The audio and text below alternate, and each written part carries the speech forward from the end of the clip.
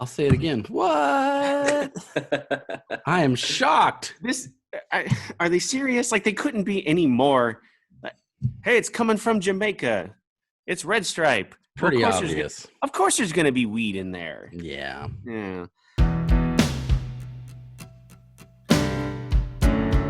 Inspired by the adventures of our nurses, therapists, and techs, A Beer with Atlas is the only healthcare traveling, craft beer drinking podcast.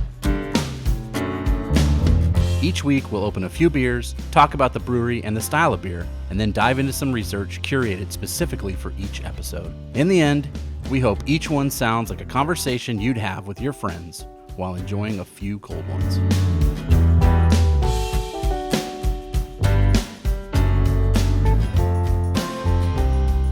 Yeah, man. Welcome to another episode of A Beer with Atlas. I'm Rich. I'm Brian. Dolan was muted there for a second. Yeah, I wanted to hide myself from that embarrassment. Too late. Too late. That's how they talk in Jamaica, right? I mean, that's how it is. They're happy all the time. Even when they're not happy, they're still happy. I think that's a fun way to live. It's the best way. What do you think the suicide rate there is in Jamaica? Because if you pretend to be happy all the time, it's probably, I don't know. Let's get a couple of these beers in us, and maybe we'll see what we can find out. You're right. That took a dark turn already. So, as you could probably imagine, the week 3 of Mainstream May is Red Stripe, imported lager beer brewed in Jamaica. There we go. Yeah. Yep. That's what we got today. Yeah. I drank my share of these. Brian, I believe you have drank your share as well. I've drank 4 total today. There you go. With the number of times we started and stopped on this, I'm not surprised. Good thing I had a 6-pack. But okay, so Brian and I have both been to Jamaica and consumed a number of these before. Dolan, you've never been to Jamaica, right? No, but I have only had one Red Stripe on my 21st birthday and haven't had one since. Why just one? Well, I thought, you know what? I'm 21. This is great. I get to go explore the world of alcohol legally. Oh, sure. So I went to this world market, and there was beers from all around the country, and I decided to buy some German beers, some chili beers, and Red Stripe was one of the ones that ended up in my cart. Tried it, wasn't a fan, but that was 2 years ago, right? Here's the thing. Like, I made a promise a long time ago. I make silly promises to myself sometimes, right? When I go to a coast on a vacation or something, some coast somewhere, it doesn't matter. I only eat things that come out of the ocean. That's just one of my things. Like, okay. I won't eat burgers or steaks or chicken or anything. I only consume seafood. So one of the things I've said with Red Stripe is I will only drink Red Stripe if I can see a beach or an ocean.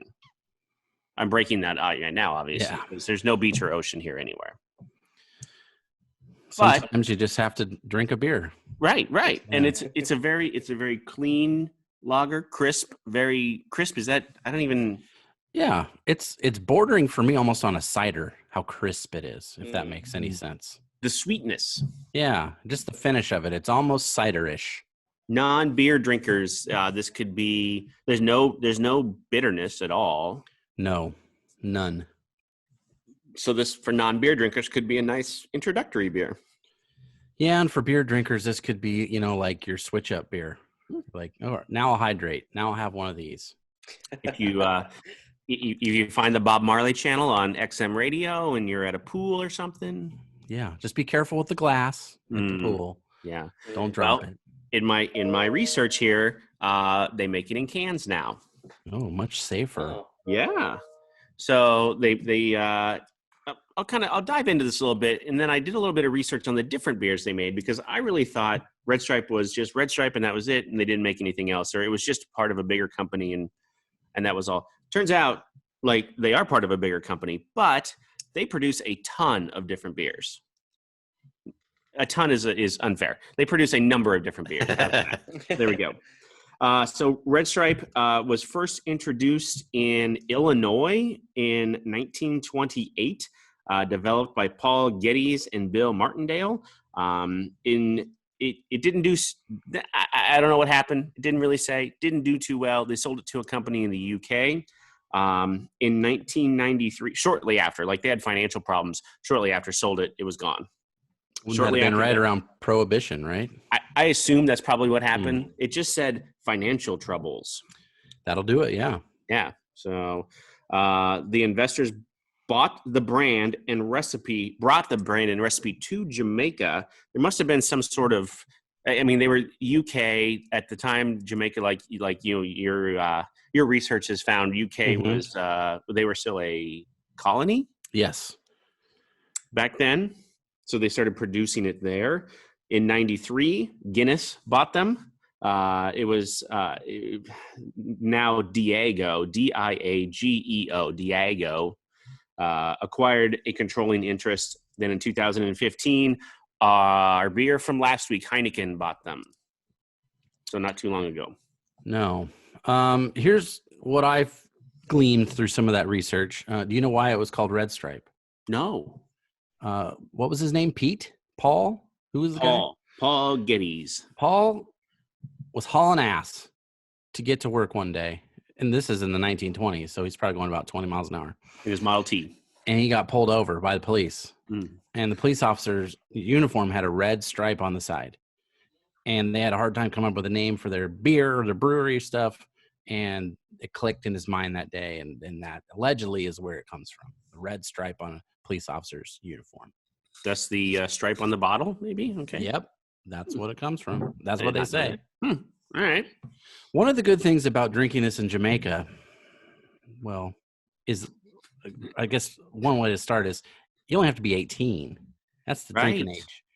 So you're going to have, 3 years worth of practice on these, Dolan. Had you been, Jamaican, you could have really been into these. I was going to say, I could have went and bought it, my first one at 18 instead of 21. That's right. That's right. If you had gone to Jamaica, right. If I had went to Jamaica. Rich, let's get into what else they make there that are Jamaican exclusives, because I don't believe most of the rest of the stuff gets out. Never seen these. So 2014, they started producing in cans. Weird. It just 6 years ago.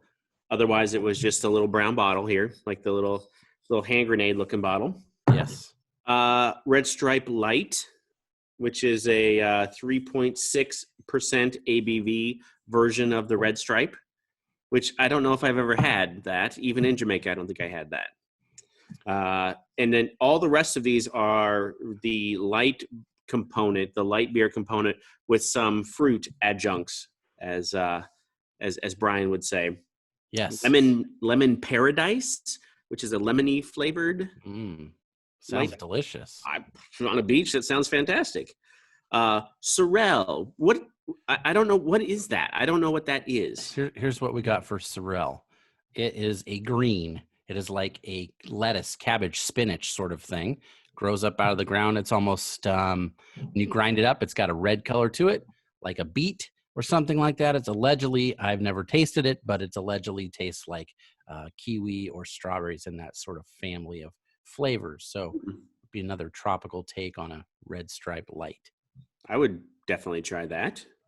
And then the last one is melon. And my experience with anytime watermelon in particular, it looked like there was a watermelon slice on the label. My take with watermelon in beer is it's so hard to get that flavor to come through. Here's my question. Why don't they just call it watermelon? If it's melon, I mean, you know what I mean? I don't know. I've had some great watermelon beers in my time. And 21st Amendment, I think it's called, brewery out of like San Francisco. They have one that's amazing. And I just had one this weekend, actually, from Boiler in Lincoln. This is watermelon mimosa goza. Ooh, boy, was that good. Tastes more like the watermelon you get close to the rind. That sort of flavor. Not that bubblicious watermelon flavor. Okay. My experience has just been with maybe some more macro of the micros, if that makes sense. Sure. Some larger Colorado ones have a watermelon offering that is very it's a miss, quite honestly. That it just doesn't. I see what they're trying to do, and Even the label is like Gallagher smashing the watermelon with the with the mallet. Yeah. Just not there. So I don't know. Just like Gallagher, also a miss. You never appreciated Gallagher? No. Oh No. man, the Sledge-O-Matic. My dad used to laugh at that. He thought that was so funny. Early '80s dads thought that was funny, and they also thought Benny Hill was funny. Yes, I mean that's just where we're at. Get on YouTube, check those things out. Red Green. He loved Red Green. I never understood that show. Yeah, no, that was dumb. Too much flannel. Way too much. Yeah. So yeah, that's the different beers that they produce there. All of them at 3.6%. So just slightly a tick above Flint, Michigan water, but under the 4.7 of a Red Stripe. Luckily, it tastes better. Well, that's debatable. We haven't had. I don't know. I guess we haven't. But if it tasted like Red Stripe, they probably wouldn't complain. That's my feeling. True. Yeah. The good thing about 3.6 or whatever is it take you all day to get messed up in the sunshine. So yes, it would. That's maybe part of the plan there. I don't know. But what I do know is if I can find some sort of music tie-in, I'm going to do it. And then there's an obvious one here. So of course I didn't do that. Oh man, I love Bob Marley. Everybody says that, but do they? I don't know. I do. Do you? Do you? No, I do. I don't love him. Ziggy, not so much. Bob, yes. Damien. I don't know. I got into Damien Keys in high school. Yeah. Or Damien Keys. Damien Keys is a music marketing brain. Damien Marley. Yes. Is Bob Marley's son. Yeah. Sorry. I thought maybe you and Bob had something in common for a second there, Dolan. I was just going to let you ride. No. Damien Keys is a small band marketing guy. That's it. Got it. Well, here's kind of to piggyback off that. When I was in Jamaica, I had picked up right before I left this Rolling Stone special edition that had just come out about Bob Marley. And it was like his top 100 songs or whatever. And this was an area of my music knowledge that I know little to nothing about, which is reggae. And I thought about that the last couple of days. I was kind of thinking, like, how come I have in my 40 years really been against it, like stayed away from it for the most part. I don't enjoy it a whole lot, and I wanted to know why. And I think I finally came up with a reason. And I don't know if it holds any water or not, but it just sounds too happy. Like you were talking earlier, Rich, like maybe not the lyrics, maybe the song itself, the message isn't, sunshine, but the music itself almost always is upbeat. And I'm somebody that likes to wallow in the shit. I love sad stuff. I love, like minor key things. That's the kind of stuff I gravitate towards. Sure. So, like, sunshine in my ears is not something that I generally, like. I'll listen to it for a little while. But I can't stand in that happiness for too long. And I think that's probably why I've stayed away for the most part. I think most people have some like periphery knowledge of Bob Marley, whether it's a blacklight poster or, the Legends CD that you got at the store at the mall or whatever back in the day. But so what I did was I kind of did a little research about studios in Jamaica and like who make the music and what sort of artists came out of there. So we're going to get a little bit of Bob, but not a whole lot. So just a little. I had to touch them just a little bit. But the main studios that I wanted to talk about real quick, Federal Studio is kind of the birthplace of ska music. So that's kind of, and maybe Dolan can type or like chime in on this a little bit too, but it's basically reggae-ish, but with more horns, if that's the best way to put it. It's like a lot of bass. It's like reggae punk. How about that? Yeah. So like even faster. Yeah. The Mighty Boss Tones. Yes. I think if I had to choose like a top 5 of all time for me, the Mighty Boss Tones might be number 5. Band. Well, wow. There you go. Right? Wow. For you. That's and right. Pennywise is maybe top 10. So there you go. Oh my goodness. Okay. Wow. Well, I can barely read my notes after that. I didn't know that you were Well, I mean, you like punk, I guess. I like punk, so why wouldn't I like ska music? I That makes sense. yeah. Well, you'd like some of these bands then, Yeah. Rich, and that's where the birthplace of ska came from. So a lot of times we'll think about the early ska bands coming out of England, like Madness and those sorts of things. Mhm. But it makes sense with the Jamaica, Britain connection that music would kind of float back and forth between those two islands. So that's kind of how that works. Sure. There's one that was called Studio One, and they really focused on the bass. That was like if you recorded there, your bass would be prominent and featured, and Dolan would just absolutely love that. That's where they did a lot of reggae recordings. So Burning Spear, which is a band I've heard of, the Ska-Talites or the Ska-Talites, but mostly Ska-Talites is how it's spelled. Hmm. And then Bob Marley did some stuff there before he was technically in the Wailers. There's one that's called Dynamic Studios, and they did ska, but also dance hall music. So that's another falls under the umbrella of world music. Probably you'd find that on satellite radio that way. It's Mhm. just island music, basically. Fast tempo, upbeat stuff.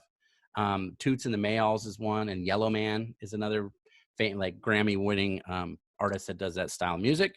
Maybe more Cuban influence, maybe to that. Is that what I'm thinking of?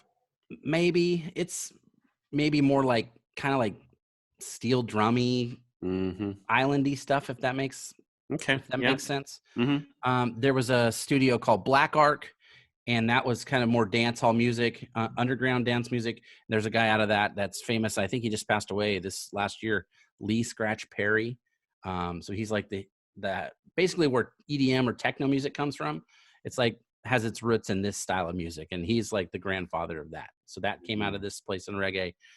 Or in Jamaica. And then there was Tough Gong Studios, which of course that's Bob Marley's record label. He had a studio in Jamaica. These are all in Kingston, by the way. That's basically, if you've been to Jamaica, you know that there's like Kingston, and then there's maybe one other city, and that's pretty much it for the whole country. Yeah. And then Channel One. This was one that was, I think it must have been like in the back of a restaurant. Said the people that owned it own an ice cream parlor, and they had like a bar in there too, and then you could record some music. And Bunny Lee, who's a famous reggae singer, and then Jimmy Cliff, who has a song "I Can See Clearly Now," was like a pop crossover hit and was big in this like 1970, I think. Recorded some stuff there as well. It was all on 4-track, so that means you only have 4 things available to use. And now we have 1,000 tracks, 1,000,000 tracks, whatever you want. But back then, that's how you did it. It was on tape. And having been there, Rich, probably if you left the resort for any sort of time and went around and into the mountain towns and stuff, you see how poor folks are and how DIY everything was. And these studios, especially back then, 50s, 60s, and 70s, were just like, no one has better equipment in his house right now from what I can see than what would have been in these places. So it's a lot of the what you were talking about earlier, just the people that are in Jamaica and like their attitude really rubbed off on the music. And that's, I mean, they could have made these records anywhere, but they sound like they do because they're from this place and the people that were there engineering and recording. So that's what I have for those. My main interest was, especially in the 70s, there was a lot of bands that went to Jamaica to record, because reggae was becoming a big thing in Europe and especially in England, and it was starting to kind of cross over to America. So if you were a band, a rock band or whatever, you probably had a song somewhere in there that had a reggae beat to it, whether you're the Police, Rolling Stones, that sort of stuff. So I went through and I did a little research, and I found some albums by famous musicians that you've heard. And these songs were recorded in Jamaica or written in Jamaica. So Paul Simon had Mother and Child Reunion, and also Me and Julio. Very tropical Jamaican influence on that. Yeah. And that's because it was recorded there. Eric Clapton, he had an album from 75 that was called One in Every Crowd. Not a lot of hits on it. It has a really cool version of Swing Low, Sweet Chariot. That's kind of a hit. But that whole album is pretty much a reggae album, and he recorded it there. The Rolling Stones recorded most of Goat's Head Soup there, which was one of the first Rolling Stones albums I got that had hits. Basically, the biggest song on there was Angie. But then there's also a song called Waiting on a Friend that's kind of got a reggae feel to it. A lot of the songs for Goodbye Yellow Brick Road, Elton John's big double album, were recorded there and written there. But they had some problems with actual recording, so we basically re-recorded most of it back in England and in France. But the genesis of that album came from Jamaica. There's a song there called Jamaica Jerk Off. I believe it's track 7 or 8. That's pretty great. Let's see who else. The Clash, Sex Pistols. So there's that punk aspect. They're going down there to record. Robert Palmer did some solo stuff, but he was also in some bands in the late 70s. And one of my favorites, and this is probably one of the only reggae albums I own, came out in 2005. It won 2 Grammys for Best Reggae Album, and then also got some nominations for Country Album. And we're talking none other than Willie Nelson's Countryman. So he did a whole reggae album, and there was 2 songs on there. One of them was written by Johnny Cash that he turned into a reggae song. And then there was another one, and they shot videos there in Kingston. And Willie had his own, reggae run. So that's kind of where I started, I guess, if that makes sense, because I was a Willie guy and I still am, but that's where I got into reggae. And seeing the names that were guests on there or in the liner notes, I traced it backwards. So I would never have guessed that Willie would have done I mean, I'm not surprised. The dude he's done everything, everywhere, in every genre possible. So I guess I'm not surprised, but I would never have guessed that. It's actually not too shabby. If I think it's on Spotify, I definitely have the disc. But it's pretty cool. At least the first 4 or 5 songs I feel are pretty strong. But after that, for me, it's just the music's too happy, and I have to go somewhere else. But so that's what I know about that. And then this is where my major stuff came from. So Island Records. Have you heard of that label? Oh, yes. Has its roots in Jamaica. So Chris Blackwell, he's the founder. He records an album. He's from England, and he goes and he lives in Jamaica. He's working there for a little while. And in 1959, he puts out this little record of jazz standards by this guy. I wrote his name down, Lance Hayward, who was a blind guy from Bermuda, and he was a singer and piano player. And he did this jazz recording of standard songs, nothing original, just all interpretations. And that's the first record that's out on Island Records. And Chris Blackwell at that time was like 21. I think he had worked in a studio, and then he decided that's what he wanted to do and was a recorder, engineer, that sort of thing.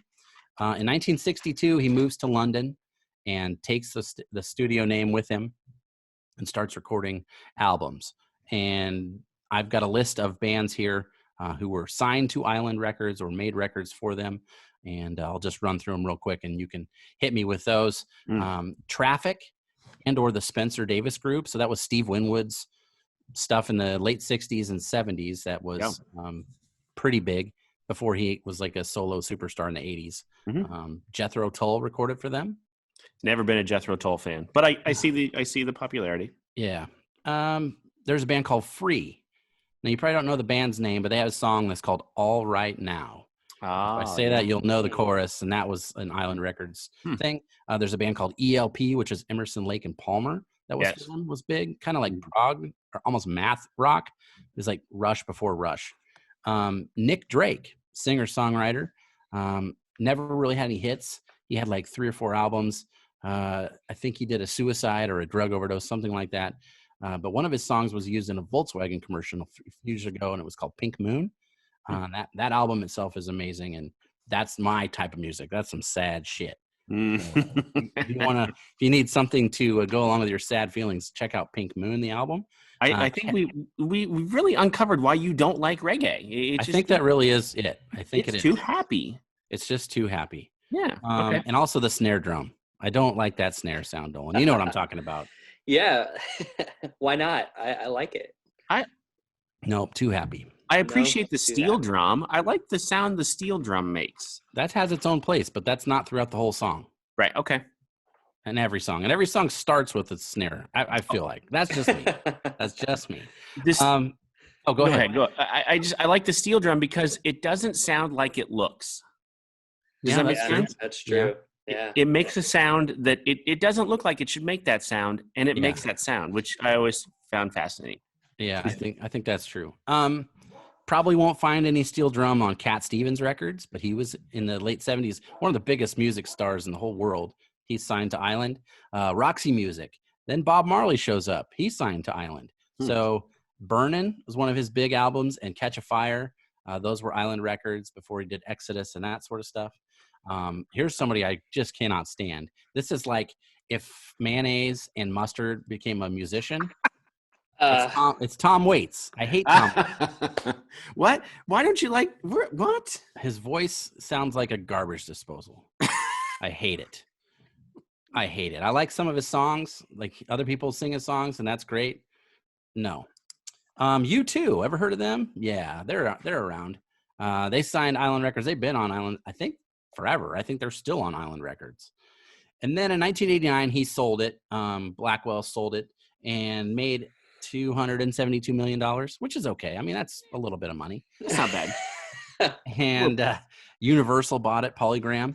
And then they started signing like this new wave of British bands. So everybody pretty much on there was British. So these will be some of the bands you probably are more familiar with, and especially you, Dolan. Band called Keane, band called Pulp, PJ Harvey, Amy Winehouse, Florence and the Machine, Mumford & Sons, Hozier, I think is how you say his name. I like him. Yeah, and they branched out. Here's somebody I know you're a fan of, Post Malone.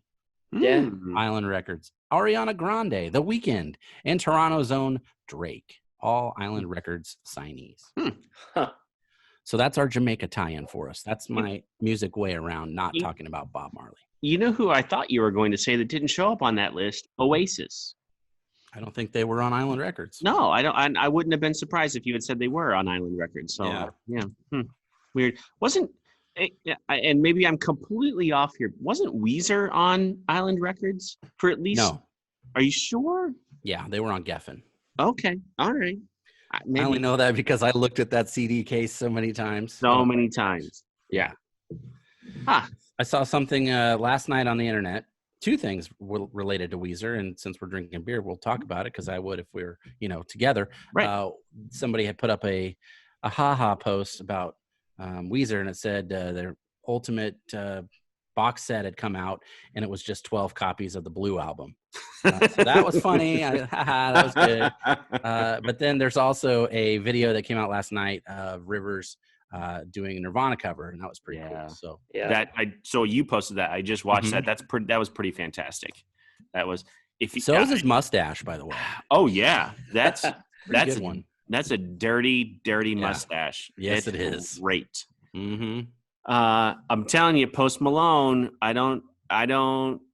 I'm not a fan of his current stuff, right? And I know how Dolan feels, but him and Travis Barker and the other dude, whoever was he the other dude playing bass, whoever that dude was, doesn't matter.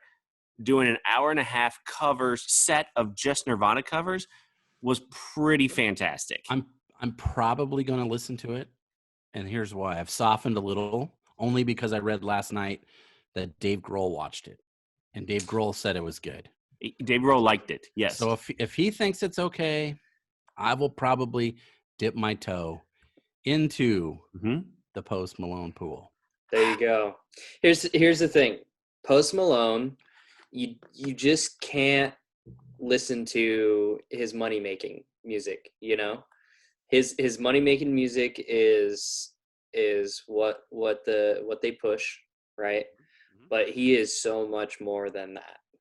And there's no other artist doing those kind of things on YouTube, like, aside from everything else that he's on. Is he still on Island Records? I don't know. Yeah, I don't know. But there was I reposted this. So if you follow me on Facebook, I posted this too, and I tagged my two older children who are Post Malone fans. There was a grunginess to that I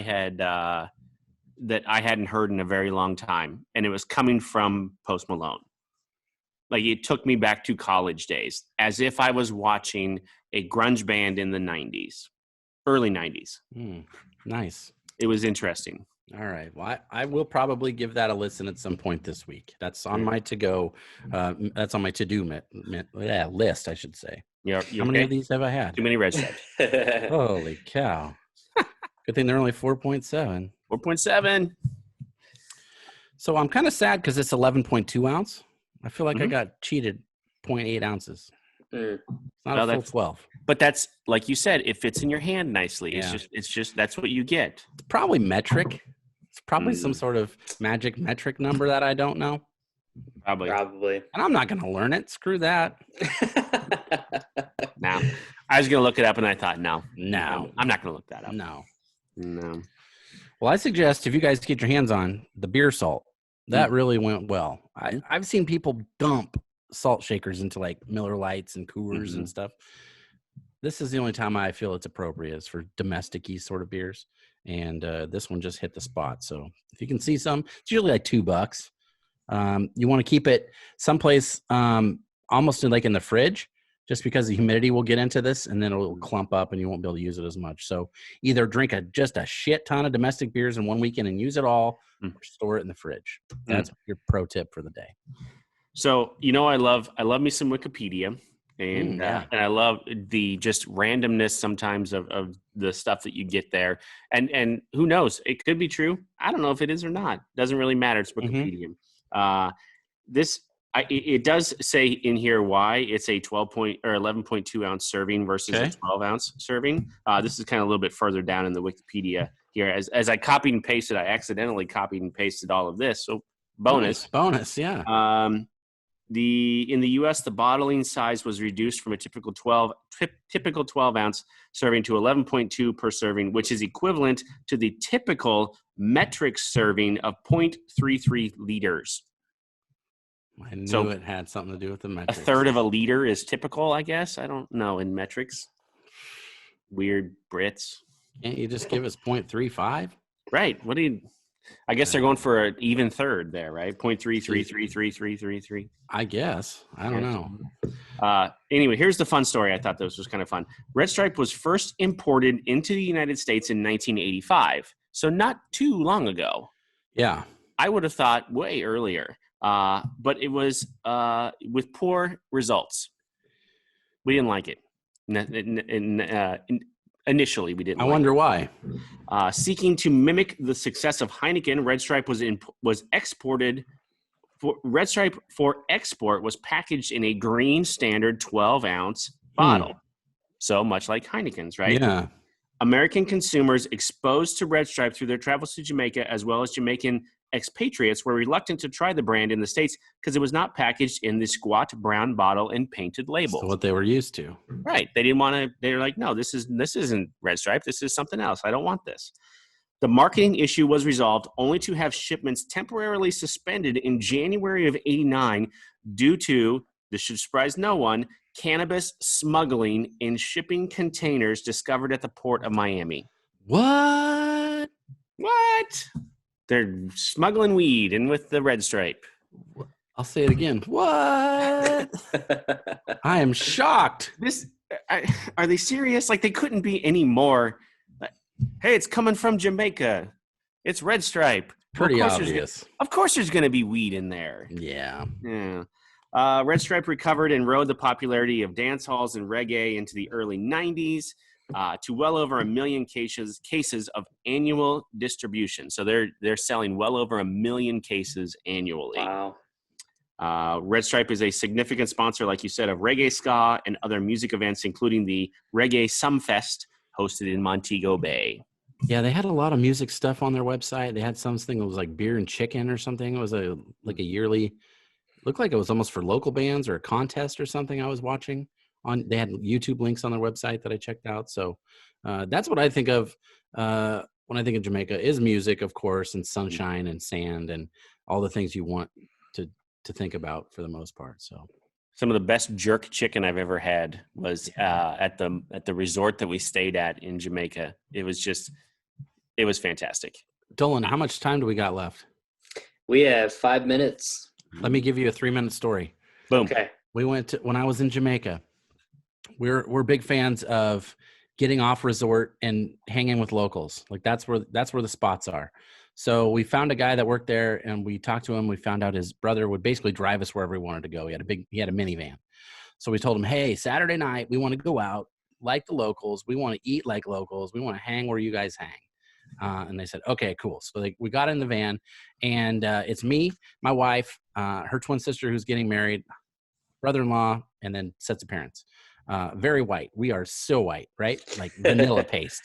So we get in the van, we go to this place. It's literally shacks on the water, and they're pulling lobsters out of the bay, and they have to unplug the light to plug in the fan because it's so hot. But they have like one plug-in in the kitchen, right? So they cook these lobsters on the grill. Red Stripes, of course. We had some like ceviche as an appetizer right there on the beach. It was amazing. It was something that I'll never forget. It was food that you wouldn't get at the resort. It wasn't a hamburger or pizza. You know, it was like real local stuff. We had people coming up to us. We were definitely the only white people there. And when we left, I guess it would be my brother-in-law's mom was offered some brownies in the parking lot, as you will. And she said, man, those look good. And her son was like, Mom, you don't want those. You don't want those brownies. And she's like, but they look so good. And we almost let her get some, but we didn't because she's, like in her mid 60s. And I don't know. Man, like having to take her to the hospital. That was the. I'm not saying nobody else didn't get brownies. I'm just saying she didn't. I was waiting for 60-year-old high story. No, we knew what was up. So we want to knock out the Untapped. Untapped, yeah. That's Corona. Sorry. I was gonna hit. Whoa. I was gonna hit. So same sort of thing. We were walking down the beach when we first got there the first time, and we walked a little too far. And they're like, "Are you sure you want to keep walking here?" And I said, "Well, I don't know. Do we?" And that's when they offered to sell you weed, right? Yeah. And afterwards, the resort was like, "Yeah, white people don't walk down that far usually." So, yep, that's just how it was. That's how it was. 186,000 check-ins. That's a few. What did I rate it as? Dolan checked this in. Oh, Dolan. Oh. He don't remember.